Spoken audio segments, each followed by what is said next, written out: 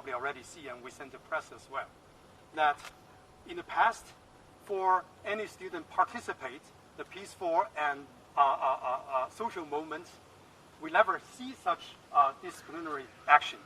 And I don't see that in the future as well. So I think the university encourages students to express your opinions and in a peaceful way and in a good manner. But however, once again, I want to remind everybody and students here that we want to reject the violence. And we hope that everybody can express yourself peacefully and with good manner so that everybody can enjoy atmosphere. Not only you express yourself, but also let others express, so that we have a truly freedom that everybody has the right to express. I guess that's my short statement, and I've been traveling actually extensively in June, and as you know that I was part of the university presidents, even though I wasn't traveling. And with the other 6 or 5 universities, we issued the first statement and appeal the society and students to be well and watch out to your well-being, and we hope you be safe in any of these activities. And second issued statement was when I was in America. I was attending a conference. I instructed my provost to issue a statement to the university community, HKU community. Many students probably already see that. Once again, we care about students, we care about your well-being, your health and safety, so that we request everybody to take care of yourself and also be safe. And that was the third statement. When I watched the TV, I was very frightened to see what happened in July 3rd evening. Honestly speaking, I was very worried about all the citizens' safety, including the student, that we could reach a tragedy that to the point of no return. So I was very, very frightened. And therefore, I really hope that nothing will go beyond that point. And I hope that is the context I want to give to you. Thank you very much. I guess if you guys may allow, that I will make a short response to what Professor Zhang just said.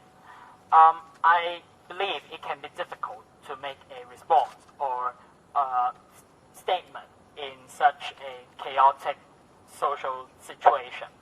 But I would like to draw Professor Zhang's attention to 2 issues. The first one is our disappointment of the lack of empathy in the short statement that you issued. This is, I think, is the gist of the problem. We hope, especially compared to statements issued by other president and vice chancellor of other universities, the short statements to us, we expect and anticipate a little bit more empathy, not only a little bit, but more empathy to be shown in the statement. And this is what we expect from the President and Vice Chancellor of Hong Kong U. And the second one is that we also expect a little bit more support. Not only a little bit more, but full support from the university, especially in such a chaotic social situation, when students has become the target of the regime in this social movement. We are frightened. We are scared. We worry every day that the police force might storm into this campus and just randomly catch every one of us. And when we are still so scared, and our president issued a statement, we couldn't feel any support from the university. This can be very disappointing, and this is why we decided to step out and say how disappointed we are that we feel no empathy and support from the university.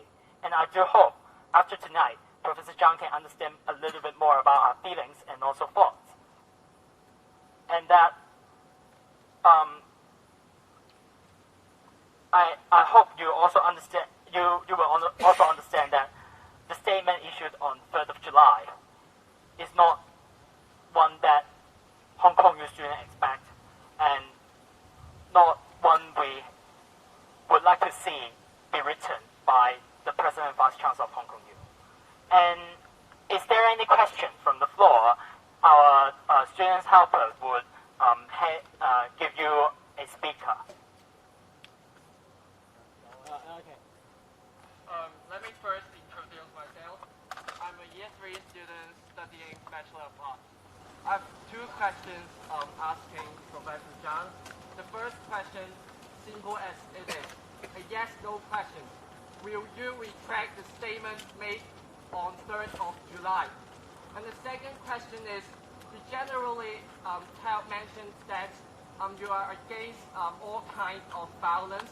So do you think that the clash near National on 1st of July is a violence? And so that will you against this kind of violence, destructive acts, as you mentioned? Thank you. Thank you. Now, before I answer your question, let me actually just say a few words about Devin's comments. I agree with him. Indeed, my statement on July 3rd is a short one. And I'm a scientist. I'm trained to make things concise, and maybe that's a mistake in more social context and so on. So I agree. I was, in fact, if you ask my VP and in SMT meeting, senior management meeting, I always want people to write short notes, and short letters, and short briefs. Because I'm a scientist, I speak out my mind. Now let me come back to your question. As I say, any violence should be condemned. It's not welcome, and I'm sure you will bet on me. I will not change that stand if that comes to the as far as the violence. Now 2 days ago, I believe Wednesday, that I met with actually, by the way, you are not the first group of students I meet. I met a group of students in the plaza in front of my building, and we actually they delivered me a letter with the 3 slightly different requests as well. We had actually a short exchange as well, and in fact, the question, let me be very frank, was, okay, please also from these students, please also had the violence. Why not you didn't condemn them, right? Now, my answer is then and here today is the same. There is a commission already set up to investigate. I understand there is a disagreement whether this commission is good enough or have enough independence or something, which is probably up to the legal side to argue. But if the investigation outcome is that somebody at some juncture made the violence, that should be condemned as well, include the police. Okay, if the conclusion of the investigation is that. So, I guess this point is, I think, for any reasonable people. Now, let me share with you, even in the Western countries, the violence is not encouraged. That's why, many South Africa and India has heroes that they champion for non-violence, pursue the cause. But I understand this Hong Kong society is actually really concerned with many deeper issues, which I'm learning actually accurately recently, that which is beyond the surface, average people from outside could see. But I do agree with you that we all need to looking at those issues and how we can collectively solve those challenge problems. Thank you.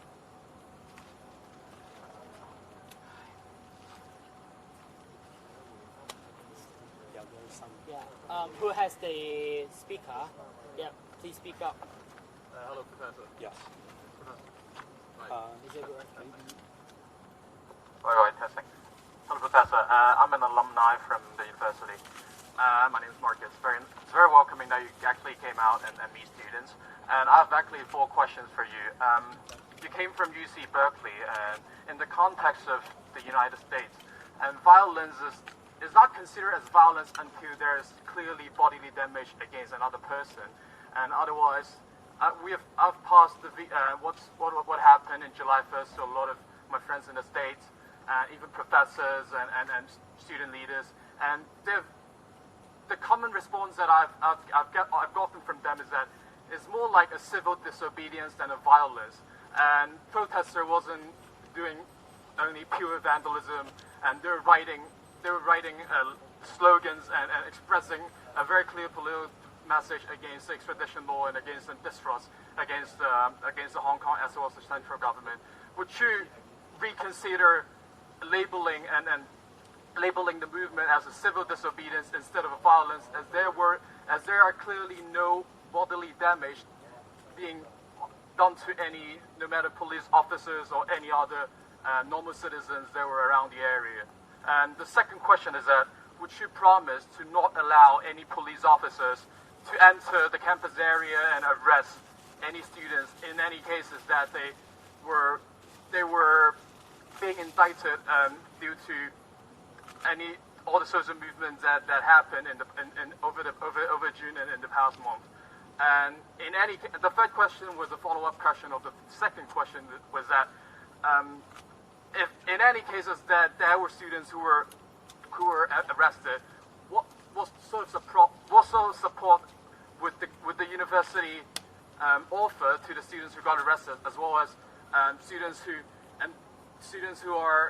might not be arrested, but they are severely depressed due to the movement and due to seeing their friends being beaten up by baton and seeing friends who got sprayed by pepper spray or tear gas bombs.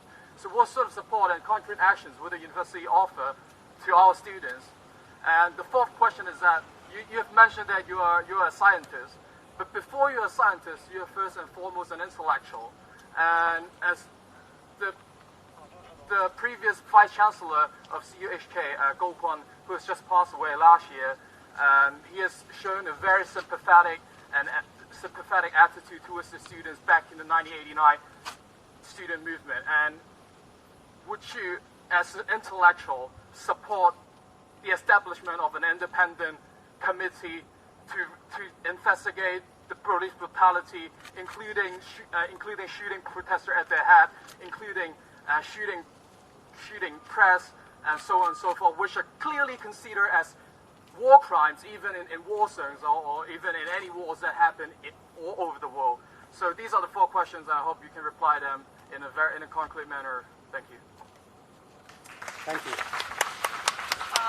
Thank you. Now you are really testing my memory. In fact, these are very good questions. So if I miss one, please repeat. Now, the first, if I understand correctly, the question is about the July 3rd, the violence. We are violent. So basically, you think that, or you thought I was labeling this social moment as a violent moment. Let me make it clear once for all. I didn't label the social moment itself. And I think actually the social moment generally is good. I mean, look at how many people go to the street, and most of march are very peaceful. Honestly speaking, I'm very impressed with how orderly and how people, most of, I would say, in a very orderly manner. So absolutely, this moment is not violent. Now, what I say, the violent act, the action actually in that day, breaking the glass, and there could be a casualty. In an enclosed space, if there's two sides are fighting each other inside of the building, anything could happen. I mean, just like football games, and then there's something happen, and then you have a casualty. And that is what my first worry. When I watch the TV, I say, well, gee, this is going to really, really ugly. So, so let me come back to this. So I think the moment actually is understandable, and people has a right to express their anger, their disappointment, go to the street. That's all.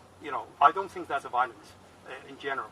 But that case really, I think, worries me tremendously. I've seen, actually, in my 29 years in U.S., the event in Los Angeles, in front of the White House, people got killed. Those are protesters. Okay, and I have to really worry about. I mean, if we go into the tragedy, the point, there's nobody can turning back. And let me also make the other point, and I think many media friends here maybe also like to make a note here, is I was actually condemned the act of that breaking the glass, really pushing to the point of the limit of tragedy. And I didn't really refer to the students because, you know, many people are there, many citizens, and so to say, simply say I condemn students is not, you know, right, or it's not accurate at least. So the second question, please. I forgot. I think I will join that. Sure. So actually, the first question is that whether you consider identifying the incident that happened on July 4th, which I'm particularly referring to the storming of the Legislative Council as a civil disobedience instead of a violent movement. Sorry to interrupt. Because it is near midnight and I know that some of the students here, they will need to catch the last train to they want to go to school. So maybe we want to propose that if we want to use a method of show of hands to see if we want to continue this discussion. Maybe we try to rearrange another occasion that more students can come to join us and to have a more thorough discussion. Okay, that's fine. You agree with another open occasion for all students? Yeah. We will find the other occasion. Anytime. Yes. Open for all students. Yes. Would you mind if I interrupt a little bit? So I'm basically just transferring messages from basically a Telegram group that's verified HKU students to you. Yes. And basically, I think we all appreciate that you're willing to come out tonight, but it's already very late, and I believe that not every student is willing to, stay here and finish this informal forum. And also, this is a very dangerous space for us to just all sit here and hear your talk. So the group has proposed three points for you to consider.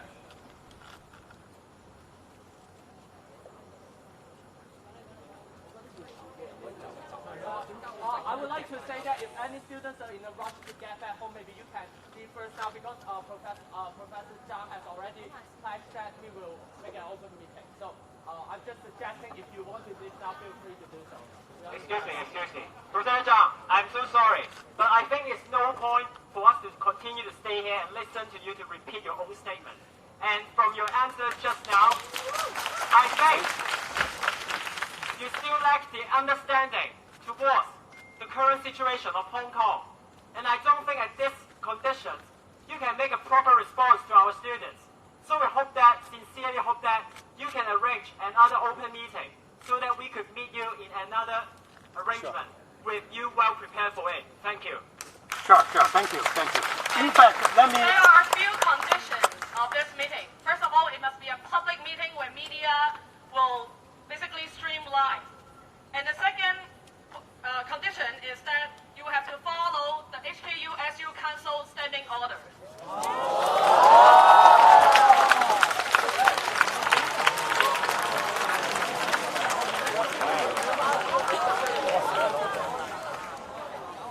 Now, with all respect, I have to learn what is your order in that book.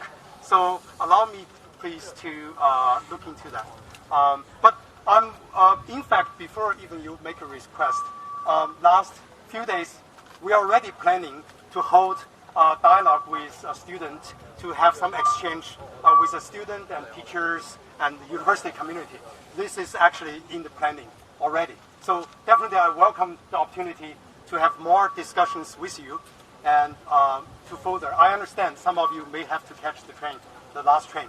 But definitely I'm happy today we have a chance to talk and to exchange some ideas. Thank you. Excuse me, Professor, can you respond to all four questions that I've just mentioned. Okay. Okay. Yeah, I mean, okay. in That's the fine. interest of time. That's fair.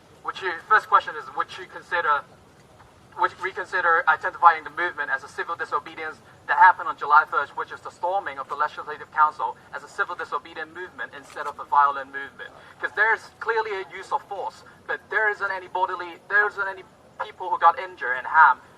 I mean, you can say there's a potential of it, but if you just look at the outcome and the consequences of those movements, we don't see any people got injured and harmed. So would you consider relabeling the movement as a civil disobedient movement? That's the first question. And the second question is that, would you allow police officers to come in and arrest those students if they got arrested due to the protest? Third question is that, in any case, if they got arrested, what sort of support network would the university provide to them? And fourth question is that, as an intellectual, would you support the establishment of an independent committee appointed retired judges to chair a committee that investigate the police brutality that happened on July 12th, June 12th, as well as on just over the weekend? Thank you.